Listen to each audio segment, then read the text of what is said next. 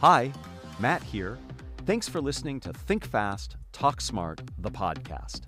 In honor of our upcoming 75th episode, we'll be recording 2 free live events on January 12th, 2023. I'll discuss 3 critical communication tools we all should hone and practice, and then I'll take your questions. To sign up, please visit stanford.io/live75. That's stanford.io/live75. We hope you can join us January 12th for some fun, some learning, and some prizes. At the end of the day, communication is all about connection. Connecting our ideas, connecting to other people, connecting to a higher purpose like an organization's mission or vision. But how do we do this connecting? Mostly, it's through conversation. Join me today as I have a conversation about conversations. My name is Matt Abrahams, and I teach strategic communication at Stanford Graduate School of Business. Welcome to Think Fast, Talk Smart, the podcast. I am super excited today to speak with Alison Wood Brooks. Allison is the O'Brien Associate Professor of Business Administration and Hellman Faculty Fellow at Harvard Business School. Allison's research focuses on the science of conversation and interaction, and she teaches an award-winning course called Talk. Welcome, Allison. I am so excited that we're actually getting to do this. Hi, Matt. Thank you so much for reaching out to an East Coast friend. I'm so happy to be here. It is awesome, and I can't wait to get into our conversation. So let's go ahead and get started. I first came to know you and your work when I was writing my book, Speaking Up Without Freaking Out. I came across your research on reframing anxiety. I know it's from a long while back, but I'd love to have you share this really helpful speaking anxiety management technique. Do you mind sharing? Of course, I would love to. So when I was in grad school, my dissertation was about anxiety. Everybody feels anxious, and not everybody needs therapy or medication or that level of treatment, right? And what you really need are just sort of these smaller scale coping strategies to help us deal with the very normal feelings of anxiety that we all feel a lot of the time. So, Matt, what makes you feel nervous?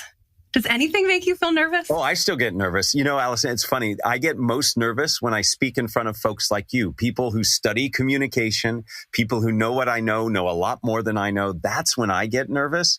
Other times I've learned to manage anxiety through techniques like you're going to introduce and others, but I still get nervous. How about you? Do you get nervous too? Oh my gosh, totally. Yeah. And I think we need to, actually. That was a very, you put a compliment in there. So thank you. That was very nice. I think we're right to feel anxious, not only when we talk to people that we admire and, we don't want to mess it up, but also anytime there's uncertainty and any sort of lack of control, which conversation is, that's sort of how it's built, right? Like we're co-constructing this interaction right now. I don't know what you're going to say. I don't know what you're thinking, and I can't possibly know. So that uncertainty is always there. And lack of control is there because I can't control how you react to me or what you think of me. So really, conversation is a very understandable place where you would feel anxious. There are lots of other tasks that make us feel anxious as well. So we tried a very simple coping strategy, a very simple intervention. And the question was, can people reframe their anxious feelings as excitement? And it's a really simple idea, but the reason that it works is because when we feel anxious, we have this crazy instinct that we should try and calm down. Like really powerful. Everybody feels like they should calm down when they're anxious. And that's hard, right? That would require that we mitigate the physiological signs of anxiety. So your racing heart, sweaty palms, spiked cortisol in your body. You're trying to push those down, as well as move from the negative valence, right? Like a negative emotion like anxiety, and move into the positive zone of calmness. And that two-step move, reducing the physiological signals and moving from negative to positive, it's pretty much impossible. It's very, very hard, especially the physiological component of it. So instead, what reframing as excitement does is it allows you to stay in that high arousal zone. You're not trying to combat your automatic physiological processes, but instead you're just doing this mental reframe from negative to positive. I love that it's so simple. And in fact, it really is. You just say, hey, these feelings I'm having could represent excitement. And then you can begin thinking about what is exciting in this opportunity. I'm excited to share my information. I'm excited to contribute to this conversation. And that allows you to move away from fighting yourself to calm down, to not be nervous. And I have found this very helpful for myself and in the students I teach and the people I coach. So I really appreciate not only you explaining it now, but for just doing the work originally. Oh, thanks, Matt. I'm excited to keep talking about it. Let's go. No, it's great. Well, talking about talk, you teach one of the most popular electives at Harvard's Business School, and it's called Talk. Can you tell us what the premise of your class is and highlight maybe one or two key takeaways? Yeah, I love teaching this course. TALK is an acronym. It's TALK, and it stands for topics, asking, levity, and kindness. And what the course aspires to do is help people talk just a little bit better. I started out in the business school at Harvard teaching negotiation. I started to get a little frustrated is we have such a focus, both as scientists and in public discourse, on difficult conversations or so-called difficult conversations. And this conjures conversations like negotiations or delivering constructive feedback or giving hard advice or, right, these things that we come to think of as difficult. What I've realized through my life and teaching and through my research is that even easy conversations are difficult. Yeah. Like we don't just suck at the hard ones. We suck at the easy ones too. They can be so stressful. Yes. And once you delve into the complexity and the nuance that lives and breathes within each conversation, you start to see why it's hard. Even when our goals align, even when our only goal is to have fun, even that can be sort of hard, right? Like we might say the wrong thing. We don't know how other people are feeling, what they're thinking about. And so that's sort of the humble and extremely ambitious promise of the course. Let's make each conversation just a little bit better, but in accumulation over all the conversations of your life, that could make a massive difference for you and your career and for the people you love.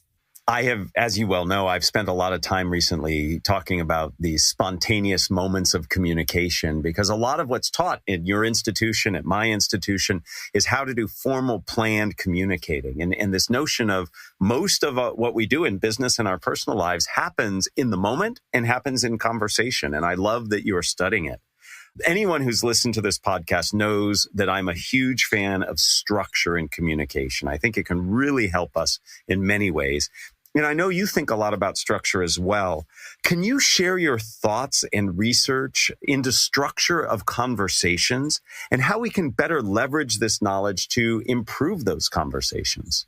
Yeah, of course. I would love to. When I hear the word structure, it triggers so very many ideas and thoughts for me that I actually wanted to turn this one around on you, Matt, and ask you, when you think of the word structure, especially in the context of communication, what types of things are you thinking about? Great question. For me, a structure is nothing more than a logical connection of ideas. It's a bridging of ideas. And not only is it the form that the communication takes, but it is the way you think about the communication. So having a structure helps solve one of the two fundamental problems I believe we have in communication: what to say and how to say it. What does your research tell us about structure? In my research, I'm really interested in topics. And so what topics are is you take a chunk of turns. So you ask me this question: what do you think about structure? And so turns are one organizing structure. So we can chunk the turns that we've taken on this topic into a topic, and that opens up all new ideas and thoughts about, well, how do we choose the best topics? And how do we manage the boundaries between topics? The topic heuristic is very intuitive to the human mind. What we don't realize is that we're making these micro decisions constantly in our conversations to manage topics. So literally every time you speak, you're choosing whether to stay on this topic or switch to something else. So I'm trying to be a very polite podcast guest and answer your question about structure, but I could jag and start talking about the Kardashians, right? Like that's an option that I have. So that's topics, right? Topics chunk our turns into thematic, logical chunks. And then even still within this like mechanical bucket, we think a lot about what, and you said this nicely earlier, what we talk about. There's actually a lot of more complexity there than we might intuitively realize. There's actually 3 streams of content. The first is verbal, the words we say to each other. The second is nonverbal, and that's everything about how your body's moving, your hand gesticulation, your facial expressions, your eye gaze, everything that's not that you perceive visually about other people is nonverbal. Then there's this third bucket that a lot of people don't know about or think about as a separate category that's extremely important for the structure of conversations, and that's paralanguage. And it's everything acoustic about how we're talking to each other that's not words. So words are the carriers of meaning, but paralanguage also can change the meaning. If I say, oh, I love that, Matt, that's very different than I love that, Matt. I love it. It changes it entirely. And it's just an acoustic property, the tone of my voice, how fast I'm saying it, the pausing, whether I laugh while I'm doing it. And there's so many aspects of paralanguage that can change. I want to come back to small talk because small talk is something that many of us struggle with. The chit chat that we have at mixers or at coffee meetings or even cocktail parties can be really challenging for people. What advice and guidance do you have to make small talk less challenging? And are there certain choices? You talked about conversation being a series of choices that we can make that can help small talk go more smoothly.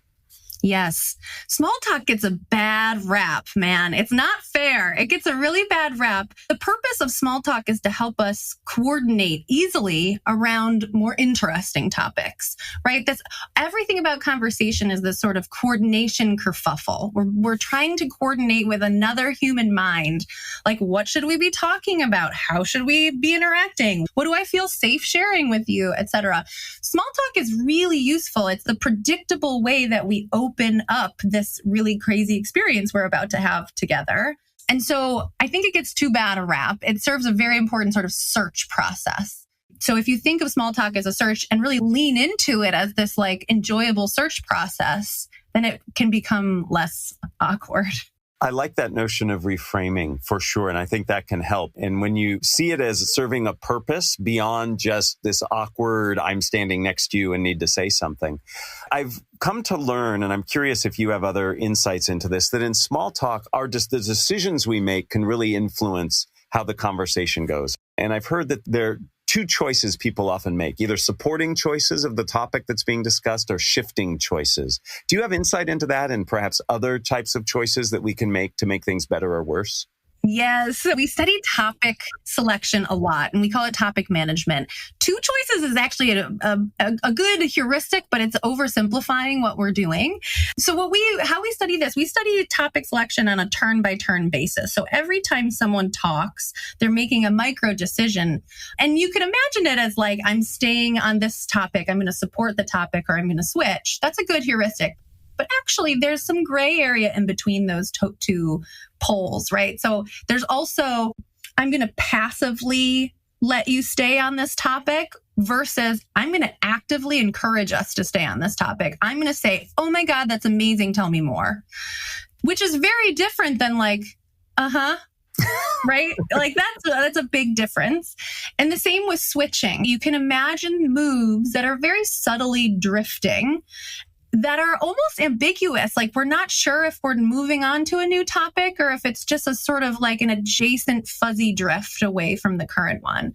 And then there are really aggressive switches to new ones where we're talking about conversation with each other. And then I'm like, and also let me tell you about my chicken salad sandwich. Wow. So yummy. Everyone should eat chicken salad. There's like lots of shades of when we're making these choices about how to manage topics, there's like shades of things you can do to support, as you said, or switch to something new. We can all feel when a topic, like the juice is like dried up from a topic. What we find in our research is that people who assertively switch in those moments are great conversationalists, right? If you can sense, if there's longer pauses, if there's awkward laughter, if people start repeating things they've already said on the topic, there's signals that it's time to switch. And so doing so assertively is something we can all do a little bit better. We have this instinct to be a little afraid to switch topics because it feels rude or abrupt, or maybe they have more to say, when in fact it's much safer and usually a good idea to switch to something new because boredom and stagnation are bigger risks than we know. So I'm not going to take the advice you just gave and abruptly switch topics, because I'm hearing a theme across several of the things you've talked about. And it's really about being sensitive to what's needed in the moment. And to me, this thoughtfulness, this slowing down is related really to listening. You and I study communication, and there's this notion that in communication, it's about what you're saying. But so often I'm coming to realize it's about what you're listening and hearing. And I know at a recent chat you and I had, you shared with me that you're really beginning to focus your research on listening. And I'm curious if you could share a little bit about how you see listening and how we can become better listeners. It's so funny that you say this, Matt, because my course is called Talk. And the great irony of it is that I think it should really be called Listen. Like that's one of the biggest takeaways from it, is that it's so hard to be a good listener and so very important. So we have some really exciting research about listening that's just come out. I work on this topic with a PhD student here at Harvard named Hannah Collins and a co-author named Mike Yeomans, and my colleague at the Harvard Kennedy School named Julia Minson. And what we realized is the human mind is built to wander. It's not built to focus in on one person for long stretches of time. And yet that's what conversation demands of our mind, is to really pay attention to those three streams of content that I mentioned earlier, the verbal content, all those nonverbal cues, and also the paralanguage. It's like drinking from a fire hydrant, right? We're bombarded by information, and that information is very interesting. It often makes our minds make connections to random ideas, and then we want to elaborate and think about something else. It's tremendous work to stay focused on a conversation partner as the whole conversation unfolds. And so what we have found in our research is a key piece of this is like, if you're putting in the effort to listen attentively to somebody, show it to them. Don't just assume that they know.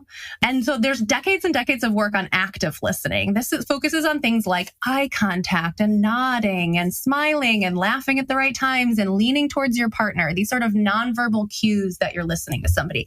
And that's all great, but it's great as a very basic starting point. What we're finding now is actually expressing your attentive listening with your words is what makes someone such a compelling communicator. So I heard you earlier talking that you also eat the same lunch every day. And the only way that I can say that now is because I was listening to you. And so remembering to bring it up later or express affirmation and say, that's so interesting that you eat the same lunch every day. Why do you do that? And asking a follow-up question. These are undeniable cues that you've actually heard someone process what they were saying and you're repeating it back to them. So these are the sort of high fidelity cues of good listening. And often people put in the work to listen to someone and they just forget to show it. They forget to say it out loud, and it's a huge missed opportunity. So the ways to do this are through things like follow-up questions, callbacks to earlier topics, paraphrasing what someone has said, or if someone has said something that's confusing, again, revisiting those repair strategies. Like, can you ask a question that helps to fix a quick misunderstanding or this sort of rift in your shared reality? Can you do it right then and there? Like you say, oh, I heard you say something about listening I didn't quite understand. Can you explain that a little bit more to me? All of these things show that you're listening attentively to someone and that you care. I think the gift of listening is a true gift. And having to demonstrate it through your words is really, really important. And as somebody who hosts a podcast and teaches people how to interview and to run panels, all the skills that you just talked about are critical in that success. Matt, are you always caught in like the meta loop? Do you feel like you're floating over the room, watching yourself? It's like you're communicating about communication. The meta communication is really critical to becoming a better communicator. But I absolutely agree. And I actually describe it just like you did, that to become a better communicator, you have to be engaged in it and present in the moment, but at the same time, observing it from above to see what's going on and what's needed. And really effective communicators learn how to toggle between those two areas of focus to be effective. And it takes practice and time to do it. You know, Allison, this conversation has been absolutely fantastic. I have learned a lot. I'd love to ask you the same 3 questions I ask everybody on this podcast. Are you ready for that? I was born ready. I know that for sure. Question 1, if you were to capture the best communication advice you have ever received as a 5 to 7 word presentation slide title, what would it be? One thing that sticks with me, this was from a professional matchmaker named Rachel Greenwald, who I love and adore, and who also teaches communication. She uses this catchphrase, be more interested than interesting. I think that's a really powerful bit of advice, especially going back to the notion of small talk and chit chat. It's really not about you, it's about them. And I love that idea about being interested rather than interesting. And even more profoundly, I know that we both teach about communication and conversation, but to me, conversation is just the vehicle by which we sort of express our humanity to each other and our caring for other people. And so this idea of being more interested in others than trying to be interesting yourself is a good nudge to move beyond. It's not about you, right? It's about the people that surround you. And what you're building with them, for sure. Yeah. I am going to be really curious to hear your answer to this one. Number 2, who is a communicator you admire and why? It's such a great question. There are so many communicators I admire, Matt. I mean, I admire you as a communicator, and for many reasons. Perhaps the most embarrassing one is because you have such a lovely timbre to your voice. It's like pleasant to hear all the time. Why, thank you. Yes, we should get you to sing on this podcast. No, that would be a disaster. I think my real answer here is Stephen Colbert. In my course, we watch a few examples of his live conversation with other people. The first one is a conversation he has with comedian Ricky Gervais, and they're debating the existence of God. Have you seen this conversation? I have not.